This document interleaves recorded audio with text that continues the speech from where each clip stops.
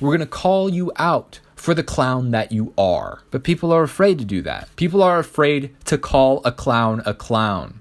That is the essence of the problem of political correctness. Finally, let's wrap this up. In December 2017, Breitbart News published a humorous piece about a group of self-proclaimed witches who were planning to put a hex on President Trump. Days after Donald Trump won the US election, videos of women hexing Trump went viral around the world, encouraging budding magical practitioners to burn images of the president-elect to bring his works to ruin. A feminist journal wrote about the trend. Meanwhile, an entire explosive industry of witch paraphernalia is boiling out of the cauldron of digital consumer culture. You gotta love how just surreal this LARPing is, where they have no rational objections, they have no arguments to make, so they just engage in superstitious behavior. They are actually explicitly, overtly engaging in superstitious behavior as a form of political activism. This is what we've come to. Well, if you're on the right, this should be encouraging, actually, because this is not a very intimidating opponent that we're facing here. They don't really have a solid backing behind them. It's a paper tiger. You just poke it and it's going to fall over. The only thing is that this paper tiger appears to have a loud roar because the Jews are giving them a megaphone. As with all the articles, just a reminder that the link will be in the description below. Moving on to our third and final article for this session. This is from unzuns.com. It's called The Unz Review, an alternative media selection. I'm fairly new to this site, but this is an alternative media. They are not mainstream, and they have a lot of content that really challenges some of the narratives out there. So the proper title to this is Bad Medicine 2. They have another article related to this. Bad Medicine 2, The Escalating Problem of Third World Doctors, written by Andrew Joyce on August 29th, 2018. For some time now, I've been receiving requests to produce a sequel to a September 2017 piece on the disastrous consequences of the mass importation of doctors from the Third World to Britain. Until recently, I resisted the temptation to do so because I felt the original article was definitive in outlining the major thematic issues. Third World doctors are responsible for at least 80% of malpractice cases at UK medical tribunals. Third World doctors are significantly more likely than native British doctors to engage in the sexual abuse of their patients. And, finally, the medical establishment seems to be complicit in both the covering up of these crimes, mainly via the imposition of extraordinarily lenient sanctions. A number of recent stories, however, from the United States and Australia, as well as the UK, have proven sufficiently unsettling and infuriating that further coverage and discussion of this horrific epidemic is necessary. One thing that has become very clear in recent months is that the UK medical establishment is utterly beholden to multicultural dogma on racism, as well as a Soviet-like atmosphere of fear, spying, and denunciation. Take, for example, the case of Peter Duffy, a surgeon, consultant urologist, and one-time Doctor of the Year at England's Royal Lancaster Infirmary. In 2005, this exceptional physician made the mistake of stating that a doctor of Indian descent had missed an operation on a patient with suspected gangrene because he was out playing golf. He also said 2 other colleagues of Asian heritage were involved in possible overtime fraud. An aside here, when a Brit is talking about people of Asian heritage, that's their kind of soft way of saying that they're Middle Eastern. Rather than leading to an investigation of these issues of malpractice, Duffy reports, block quote, after flagging these concerns, he was subjected to malicious, toxic, and utterly false allegations over the period of a decade, culminating in accusations made to the police that he was racist. In particular, tribunal documents showed that 4 anonymous letters were sent to the General Medical Council, the GMC, which was Duffy's professional regulator between 2012 and 2014. Employment Judge Slater said that, from the contents of the letters, they appeared to be written by someone within Duffy's department and alleged matters which, if true, may have called into question his fitness to practice.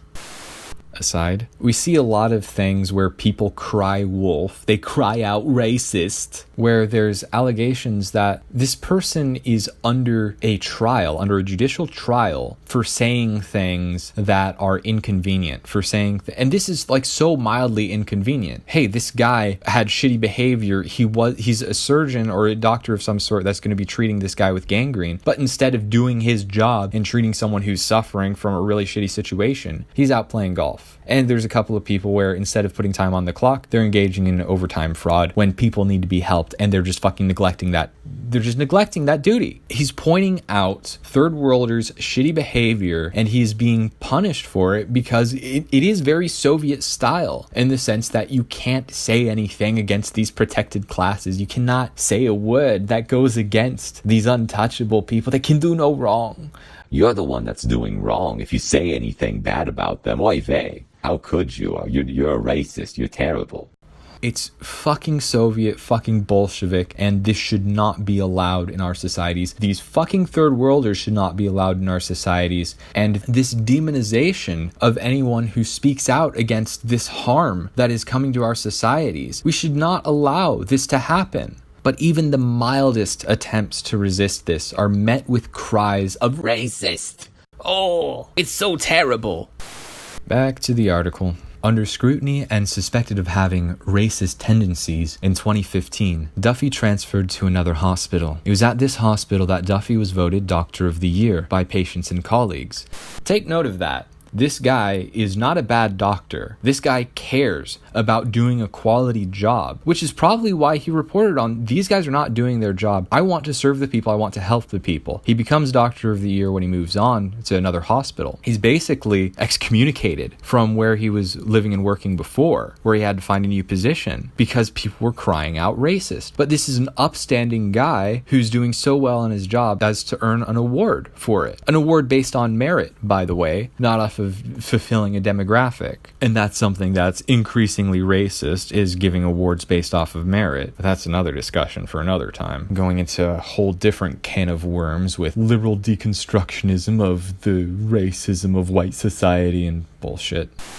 A lingering cloud of suspicion appears to have come over him. However, he resigned in July 2016 after claiming he was still unable to shake off insinuations relating to his issues with the 3 foreign doctors. After resigning, he was awarded £102,000 in compensation by an employment tribunal that had judged that he had been unfairly treated. This is something that you wouldn't see in the mainstream, that this doctor who was calling out the shitty behaviors of these foreign doctors, where he was made a pariah, wrongfully so. And I assume that this is a white British doctor, because if it was like another Asian doctor, they wouldn't bring this up. They wouldn't call him racist because only white people can be racist, you see. And the law was actually being upheld here, being applied fairly, where he was being unfairly treated, and they recognized that. The judicial system recognized that and gave him a significant sum in compensation. Though I assume that £102,000 compared to a tenured doctor's salary isn't really that much, especially for a guy that is so capable at his job as to be able to win an award for Doctor of the Year. But in the mainstream, you wouldn't hear this situation of a white person being treated unfairly for these screeching accusations of racism that were so bad as to cause him to move his location of employment. And even when he did move to a different hospital, people were still harassing him about being a racist. That should be unacceptable. We shouldn't be throwing our own people under the bus by calling them a racist. If you're white and you call any white person racist, you are a race traitor. Just plain and simple. We have enough shit coming at us from all the non-whites around the world and all the Jews around the world. Jews are non-white, by the way. They're a Semitic race. They're not an ethnic European race. We need to stand in solidarity. And racism is just used to hammer whites down into cucking out to brown people. Continuing on. Operating in tandem with a culture of gagged and secret denunciations of racists is a flagrant disregard on the part of the medical authorities for the seriousness of criminal misconduct by third world doctors. In March, it was reported that 1 in 6 doctors convicted of sex offenses are still able to practice medicine. And last year, it emerged that more than 1,000 doctors in the UK have criminal convictions for offences including possession of child pornography, cruelty to children, soliciting prostitution, and the theft of drugs. The proliferation of criminal elements and foreign ethnic physicians in the British Health Service has led to a situation where recourse is no longer required to the records of the Medical Practitioners Tribunal Service. Aside, we see this happening systematically across anywhere where you have a whole bunch of non-whites coming into a white country, where instead of recording the crimes going on and having to address that and having a police record where it's real obvious that it's a bunch of non-whites that are committing these crimes disproportionately, they'll either stop collecting demographic data, they'll leave out what race is the person committing the crime, or they will stop collecting data altogether. We've seen this in school systems that stop punishing brown kids and that are given monetary rewards for having so little problems with behavior because they just stop reporting on the bad behavior that niggers are engaging in.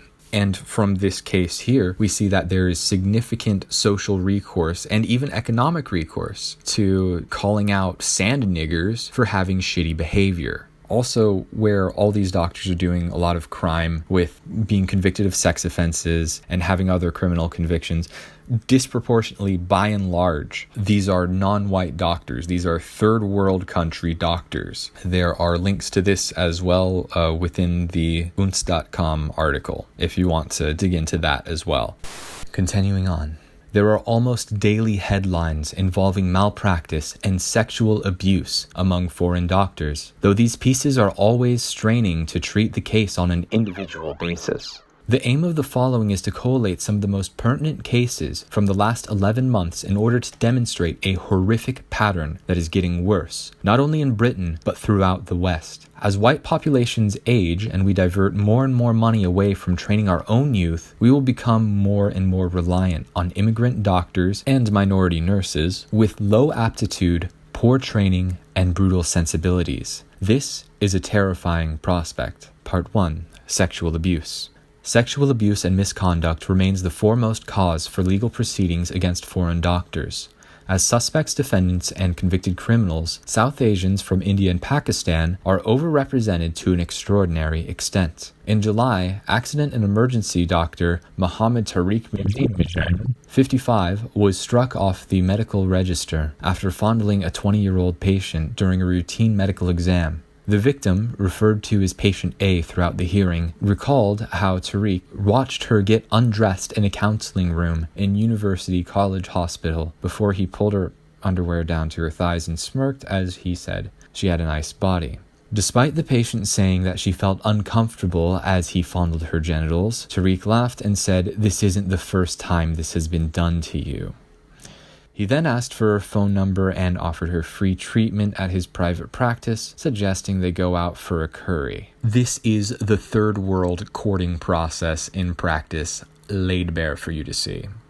In January, Midland's family doctor, Jaswant Rathore, 60, was jailed for 12 years for sexually assaulting 4 of his patients. Rathore was convicted of 8 charges of sexual assault and 2 counts of assault by penetration on patients over a period of 2.5 years. He had assaulted 2 patients who came to see him with medical complaints ranging from vomiting to hay fever, pretending that medical massages or intimate sexual groping were necessary for diagnosis or treatment. In June, Huddersfield gynecologist Iqfatar Ahmed was found guilty of several sexual misconduct offenses in relation to his treatment of a female patient. Ahmed, 51, who is now believed to be practicing medicine in the United States, is originally from Bangladesh. He was found guilty of conducting an intimate examination on the patient without her consent, asking her inappropriate sexual questions including, "Do you like licking?" and asking her if she wanted to have sex while examining her. He then asked what sex toys she used and if he could look at them. Ahmed watched the patient undress and later assessed her medical records for her telephone number and called her numerous times, asking her more inappropriate questions about her privates. You see this over and over again, where these third worlders are just so sex obsessed with groping, raping, and defiling Western women.